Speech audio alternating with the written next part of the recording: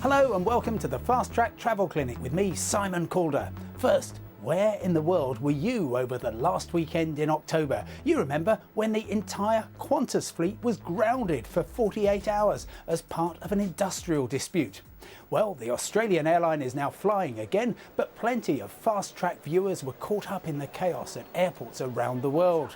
Passengers have been telling me how difficult it was to contact the airline either by phone or online to make alternative arrangements.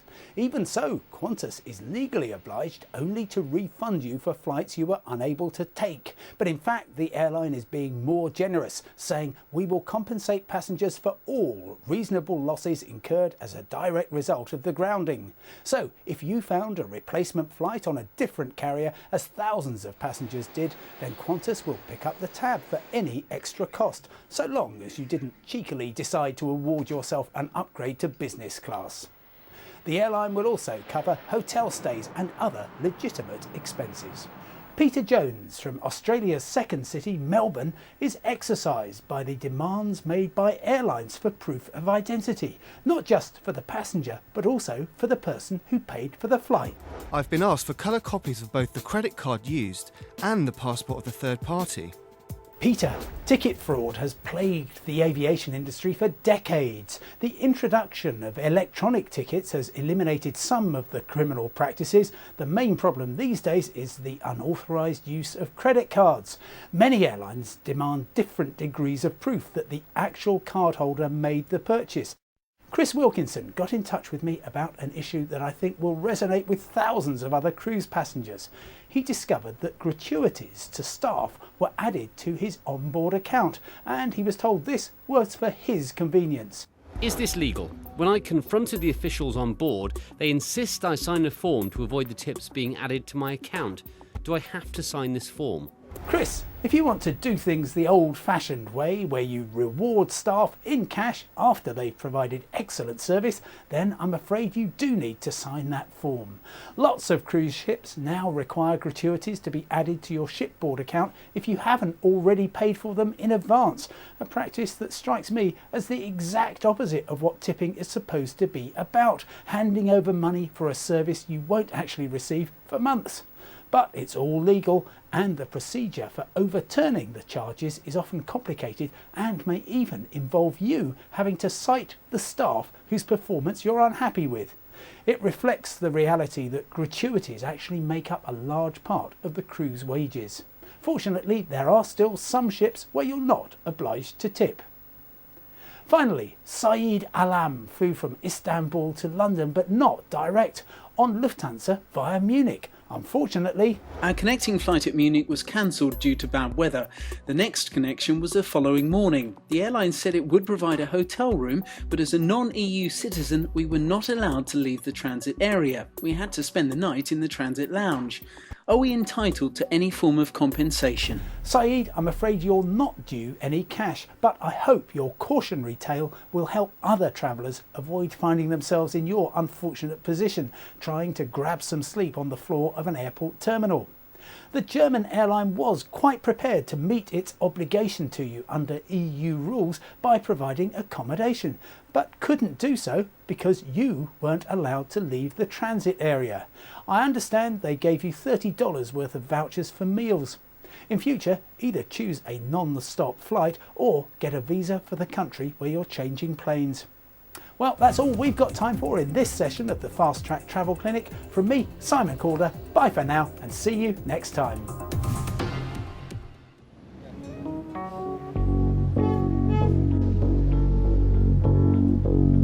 Seoul in South Korea, a heaving megatropolis where the streets have no name and finding your way about on foot is notoriously tricky.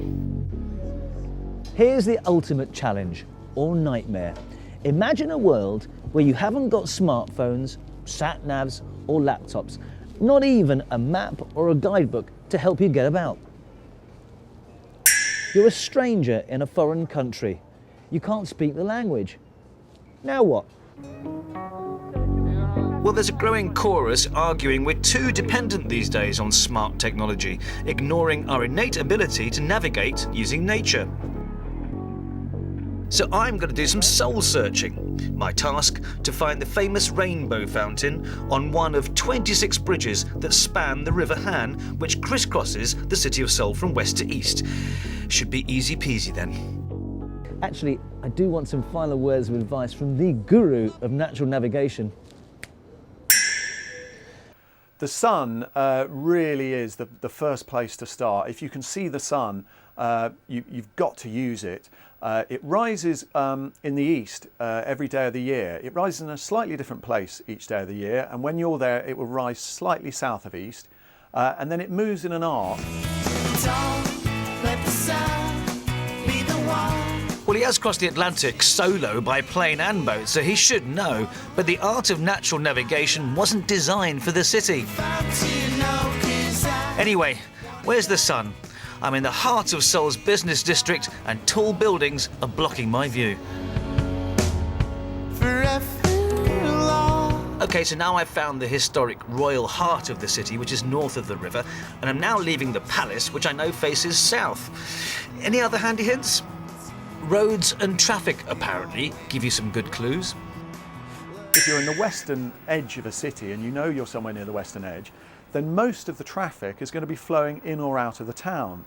And the likelihood is the major road will be aligned west to east. Again, if you're in the north, it's most likely to be aligned north-south. That's all very well, but in this city it seems like the traffic is flowing in all directions, and half the time there's gridlock. In the few days I've been here, I've spent endless hours in very slow-moving traffic. And there's one guy who knows why that is all too well. There are many urban highways in Seoul. Actually, there is a old city and a new city. New city has a very well planned roadways, and the other old city has a very complicated roadways. Complicated? Great. And apparently there's a slight problem with street names. The name of the street is based on the building. Now it's very hard to find. The foreigner doesn't know about naming structure, and we try to in progress to change it from the building based and the street based.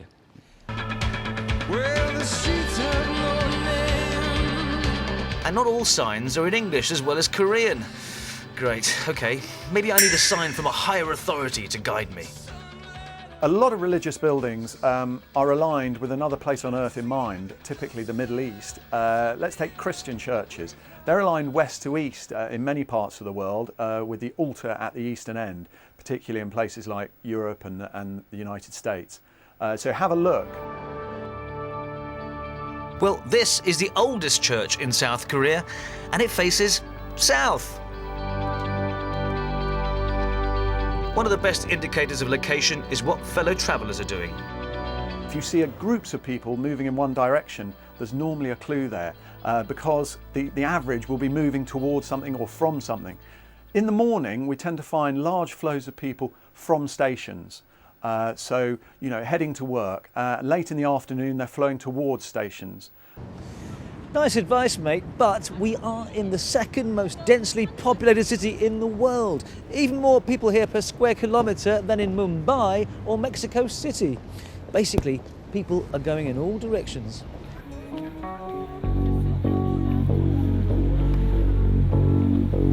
Okay, I've had it. I'm going to break the rules and try out this little lesson in Korean I had to ask where the fountain is. Don't ask strangers, Rajan. You don't need to. Excuse me? Excuse me. 문지고 번째 어디로 가나요? 문지고 번째 어디로 가나요? I don't understand the place name. I don't understand. Oh, you speak English? Yeah, I speak. Oh, sorry. The Rainbow Fountain. Rainbow Fountain. 무지개 분수. Bunso, like 무지개 water. 분수 아니야? One here, yeah, but that way? No. 이건 청계천? 청계천 말하는 거 아닌가?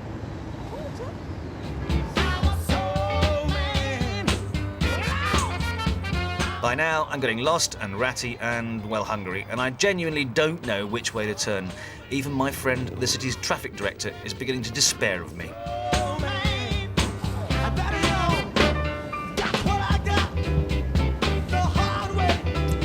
Okay, I've cheated, I must admit. It turns out I've been round the block at least twice. The fountain we want is way down that way, but apparently there's an even better one that way. There's just one thing, though, I have to get off my chest. Hey, it's an awful lot easier from up here, isn't it? Anyone can do this.